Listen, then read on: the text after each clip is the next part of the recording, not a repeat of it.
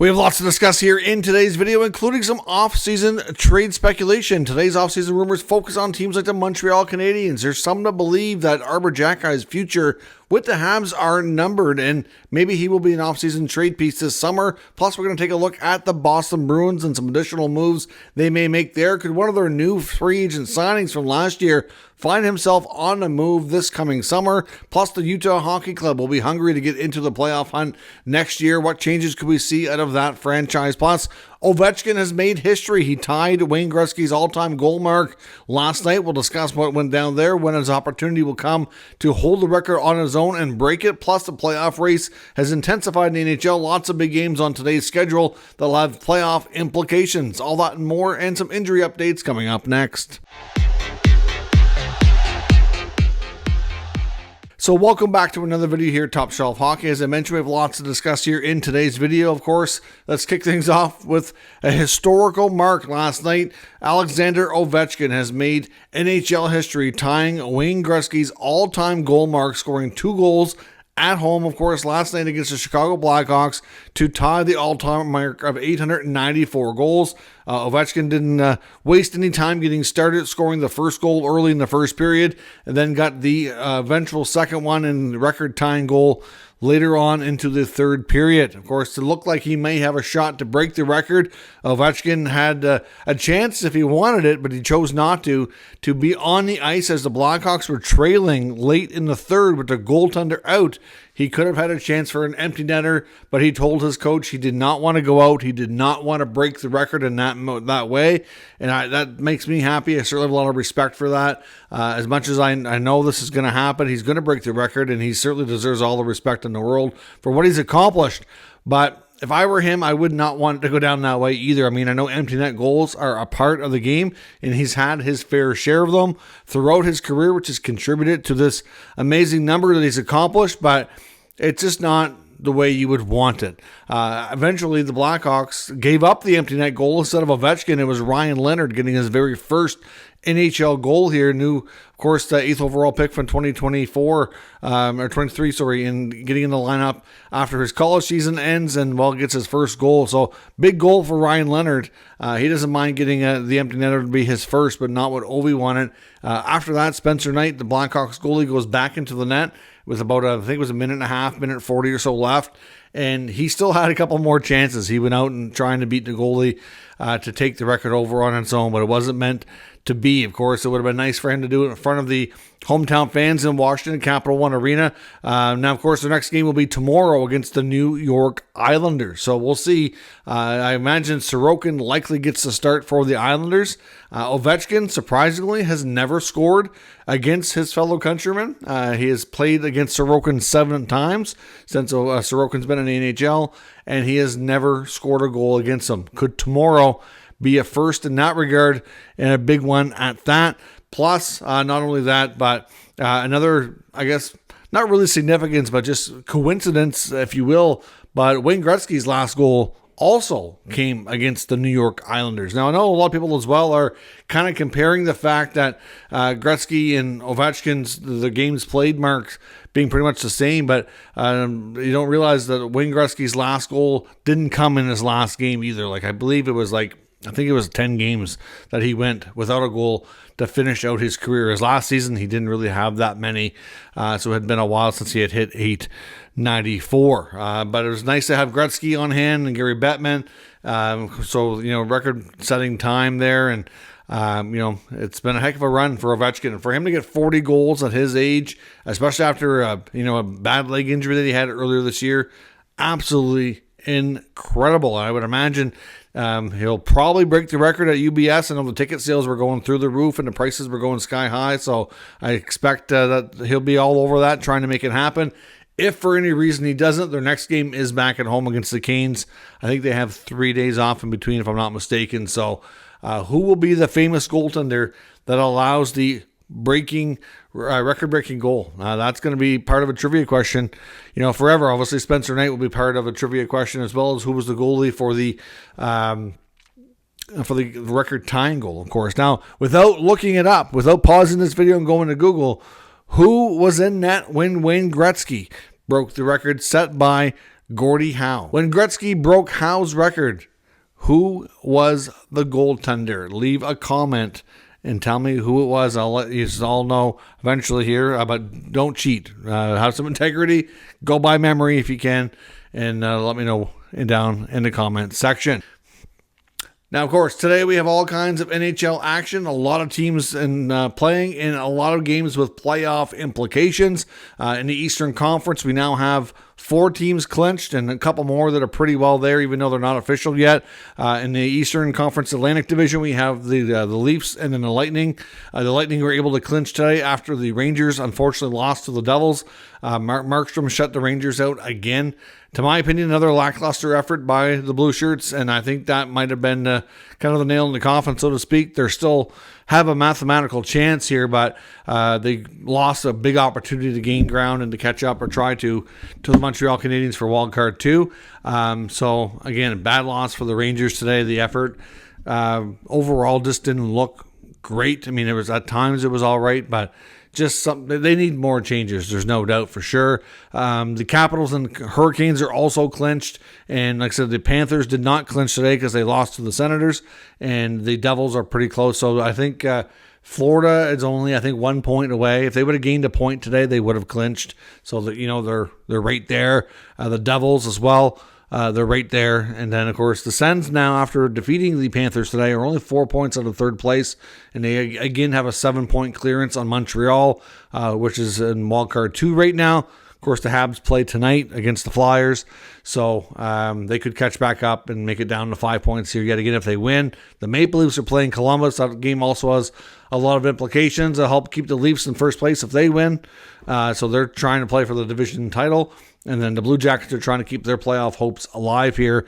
If they lose tonight, that'll be a big loss for them. The Blue Jackets next go on to play back-to-back games, not on back-to-back nights, but they have a home-and-home coming up here over 2 days, couple days with the Ottawa Senators. So if the Blue Jackets, if they lose, all or multiple of those games, it'll probably all but seal their fate as not getting in, and pretty much will help Ottawa and Montreal confirm those spots. But at this point, the Sens' magic number to clinch the wildcard spot is pretty much down to 2. They pretty well need either 2 wins or at least one more win and multiple losses of the teams trailing them.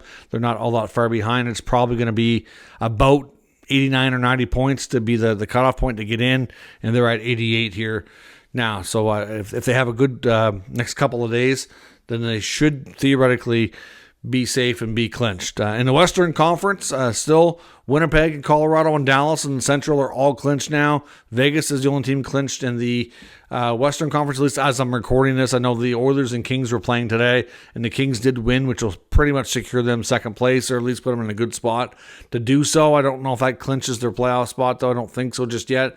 The Blues and Wild are still in really good shape for the wild card spot. Of course, the Blues on an 11-game heater, and the Wild are not as strong right now based on a recent play, but they are still in okay shape. The Flames, though, are the main team. They're 5 points back of Minnesota now. St. Louis is a couple points up on the Wild.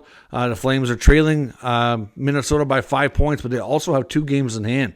If the Flames have been playing well lately, if they can continue to play well and win those games that they have in hand, it could be very, very interesting coming down the stretch. Calgary, I think Vancouver is still technically in the mix there, but the Flames are just a bit ahead of Vancouver, and it's going to take I wouldn't call it a miracle, but they don't really have much room for losses here. If they lose 1 or 2 more, they're going to be toast. But at the end of the day, the Flames still do have a chance and can catch Minnesota. That we could possibly see as many, I think, as 6 Canadian teams in the playoffs. It's probably going to be 5, but 6 could be something we haven't seen in a long time. A couple of Oilers notes today. We saw the return of Trent Frederick, and of course making his Oilers debut today. So nice to see him back in the lineup. Of course, McDavid, Draisaitl still sidelined. So Frederick's back, which is a help. Unfortunately, they still lost to the Kings. And the Oilers also signed 6'4" goaltender Nathan Day, who was the team MVP this year for the OHL Flint Firebirds. Gets his 3-year entry-level contract. The Canucks today also recalled Max Sasson. The Sharks announced today that they've mutually agreed to part ways with Rem Pitlick, who was playing with their AHL affiliate with the San Jose Barracuda. So Pitlick is now a UFA. I'm not sure what's next for him. He's been around the league a lot. I suspect probably if he's going to keep playing, he's likely heading overseas, but hard to say for sure. The Bruins today recalled Fraser Minten, who they picked up from the Toronto Maple Leafs in the Brandon Carlo deal at the deadline. Even though tomorrow's game for the Ottawa Senators is we don't usually get much lineup news ahead of time. Head coach Travis Green did indicate in his post-game presser after defeating the Panthers that captain Brady Tkachuk most likely will not be in the lineup tomorrow against the Blue Jackets. They didn't really give anything further. They've said day to day that that'll make 4 consecutive games. At this point, they're winning. They're not too worried about it. I think Sens fans are pretty well at a point where they want him rested up and healthy for playoffs, and it's looking really, really short, solid. They're going to make it. So, no real big concern, but it would be nice to have him out there for sure. So we'll see how many more games he misses, but one more at the very least before the captain can get back with his team. Some other off-season speculation let's take a look at. I know the Boston Bruins are, like I said, on a major downward spiral here. We kind of figured after the trade deadline and after, GM Don Sweeney basically gutted the team and made several trades that they were probably going to get worse down the stretch and probably lose more than they win, but I didn't think it would quite get this bad. They've bottomed out to the bottom of the East, and you can certainly sense and tell the frustration among some of the players, especially in doing post-game media, not really having the answers anymore for what's going wrong and why things are going as bad as they are. I know Nikita Zadorov, again, after their loss here most recently to Montreal, called his team out again. There's some that are starting to wonder if Zadorov is trying to get himself traded. I mean, he called out Jeremy Swayman after Swayman tried to get in a goalie fight there last week, and Zadorov's comments basically were kind of sensed frustration with him. I do think the Swayman contract dispute this year and the fact that it drug on as long as it did, it was a distraction as much as it was, and then he hasn't delivered. He's got the money, he got the contract, and the performance didn't come with it this year. So I think to some degree his teammates find that very frustrating, and I can understand that.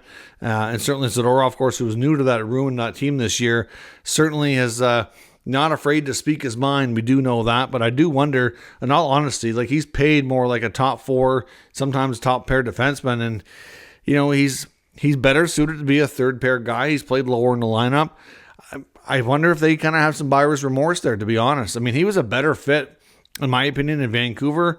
I know things went kind of awry there with the negotiations with the Canucks, that there was some desire on both sides for him to stay, but it hasn't worked out in Boston, and I honestly do wonder if it's a possibility that they're going to consider moving him in the offseason.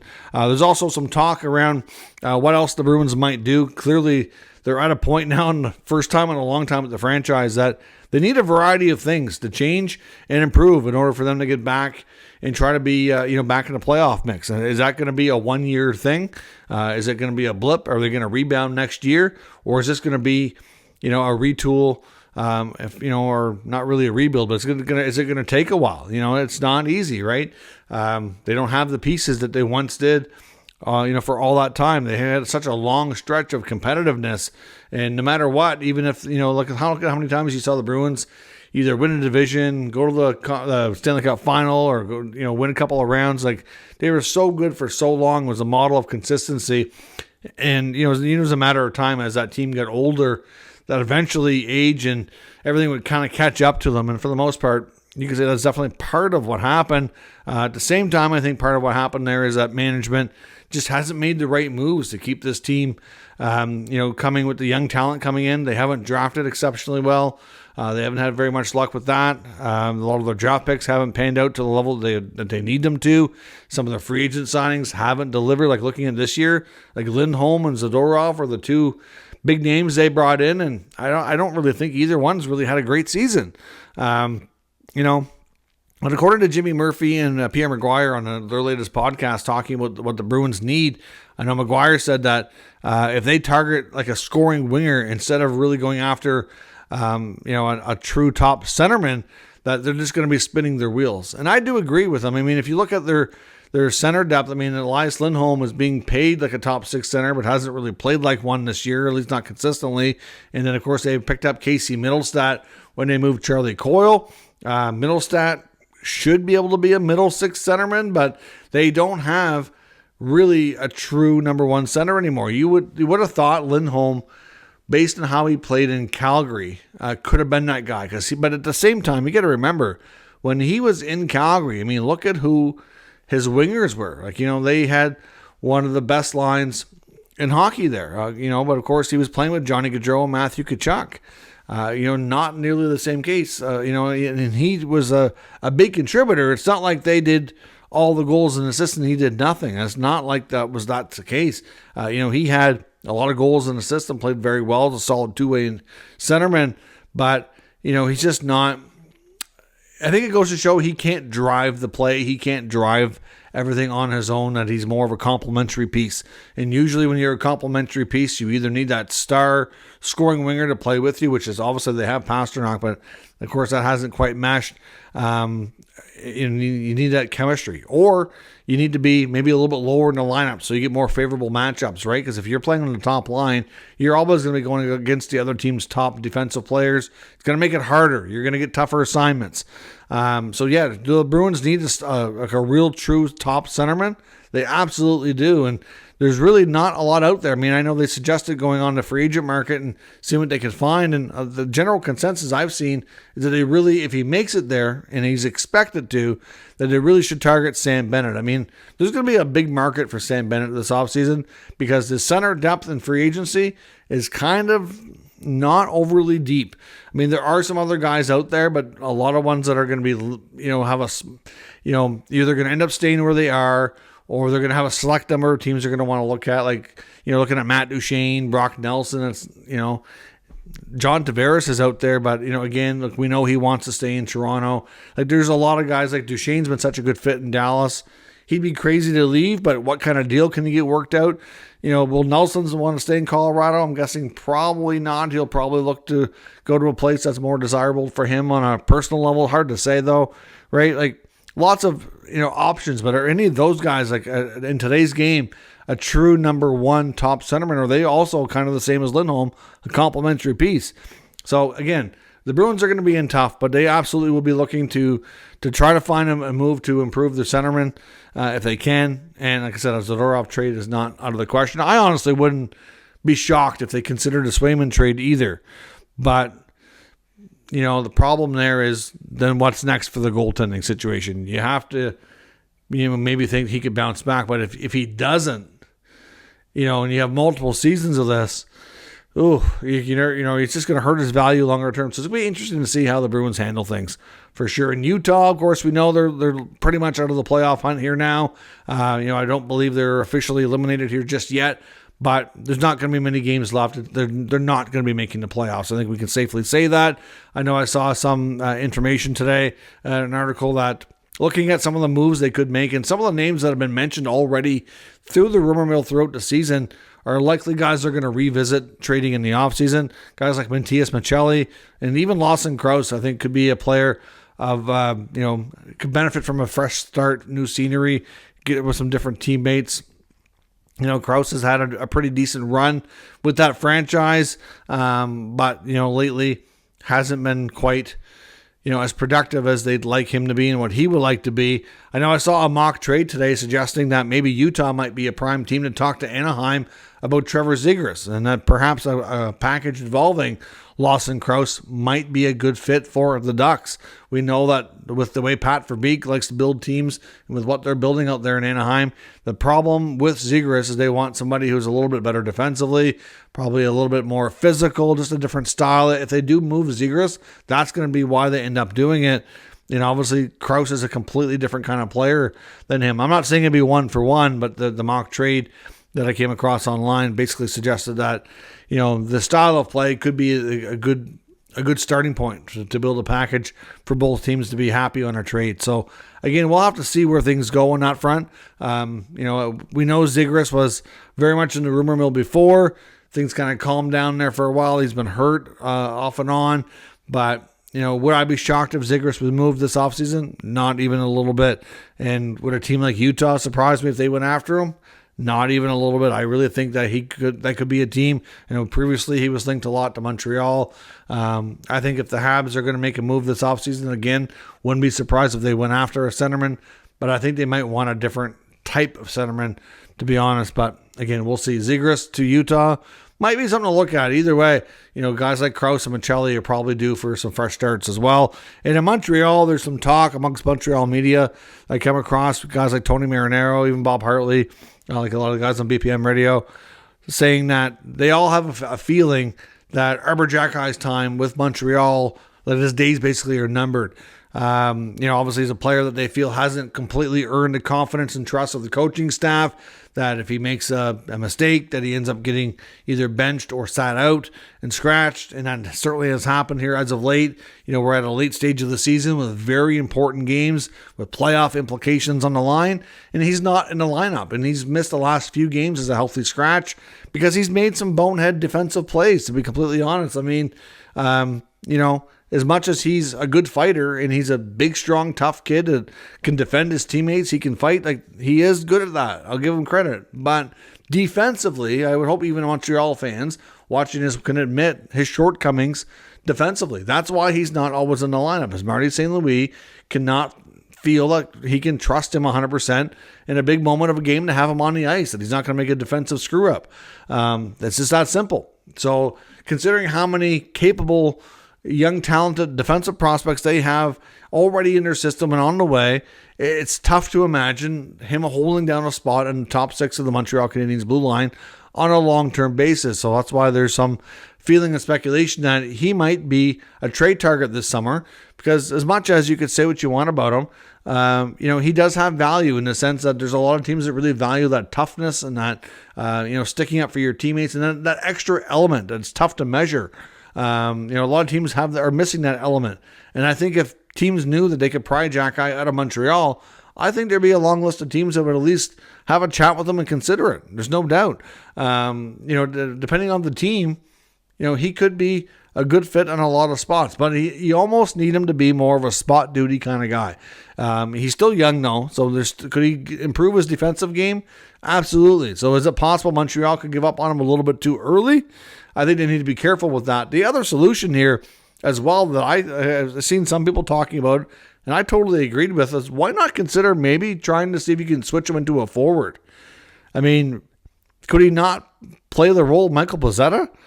And, because Pezzetta's, obviously been a healthy scratch a lot this year for Montreal as well. Hasn't had a ton of playing time. Even if he doesn't play all the time, even if he's the 13th forward, he's still there and can serve a purpose and can still be, a productive member of the team rather than be traded.